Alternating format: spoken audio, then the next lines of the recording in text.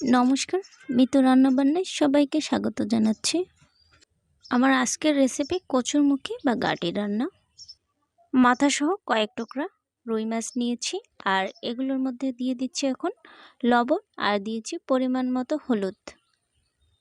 এখন মাছগুলোকে ভালো মতন মেখে নিব।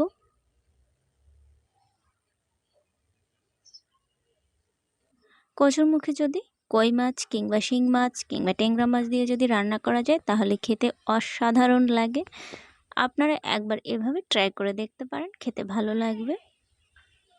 মাছ ভাজির জন্য গরম কড়াই দিয়ে দিচ্ছি পরিমাণ মতো সয়াবিন তেল, আর তেলটাকে এ পর্যায়ে একটু ভালো মতন গরম করে নিতে হবে।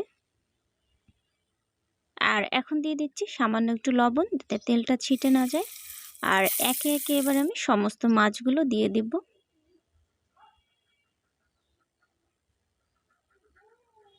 এবার মাছগুলোকে সুন্দর মতো ভাজতে থাকবো। মাছের এক পাশ ভাজা হয়ে গেছে, এখন মাছগুলোকে একটু ওলট পালট করে দিচ্ছি যাতে অপর পাশটা সুন্দর মতন ভাজা হয়।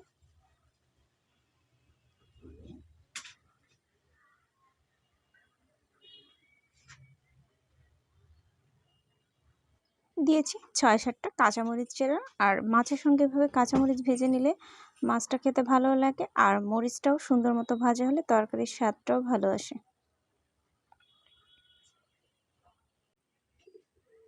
মাছগুলোকে এখন একটা পাত্রে তুলে রাখছি।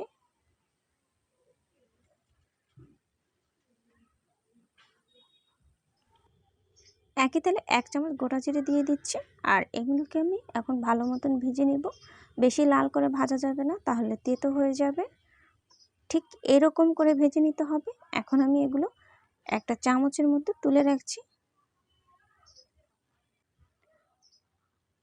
1.5 চামচ আরও সয়াবিন তেল অ্যাড করে দিচ্ছি এর মধ্যে, আর দিয়ে দিব একটা তেজপাতা আর একটা শুকনো লঙ্কা। কিছুটা সময় ভেজে নিয়ে দিয়ে দিব সিদ্ধ করে নেওয়া গাটি বা কচুরমুখী। যেগুলো বড় সাইজের সেগুলো একটু মাঝখান দিয়ে কেটে নিয়েছি। এখন দিয়ে দিচ্ছি 1 চামচ লবণ, আর দিয়ে দেব 1 চামচ হলুদ গুঁড়া।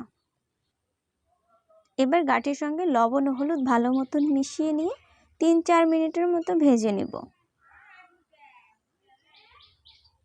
ভেজে নেওয়া হয়েছে, এখন দিয়ে দিচ্ছি কুসুম গরম জল।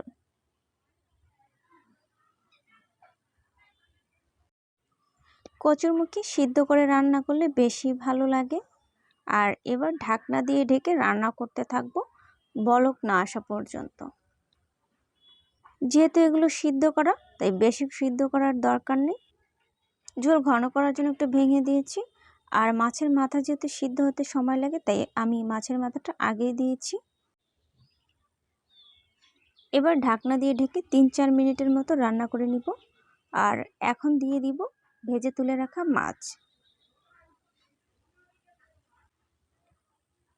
ঝোলটা অনেকটা ঘন হয়ে এসেছে, আর দেখতেও অনেক সুন্দর হয়েছে। এখন দিয়ে দিচ্ছি থেতো করা জিরে। এটা আমি আগে ভেজে তুলে রেখেছিলাম, আর এভাবে যদি দেওয়া যায় তাহলে খেতে খুবই ভালো লাগে। রেসিপিটা আমার পুরোপুরি তৈরি হয়ে গেছে। ভালো লেগে থাকলে একটা লাইক করবেন, আর কমেন্ট করে জানিয়ে দেবেন কেমন লেগেছে। আর সাবস্ক্রাইব করা না থাকলে সাবস্ক্রাইব করার অনুরোধ রইল। দেখা হবে অন্য কোনো ভিডিওতে। ততক্ষণ ভালো থাকুন।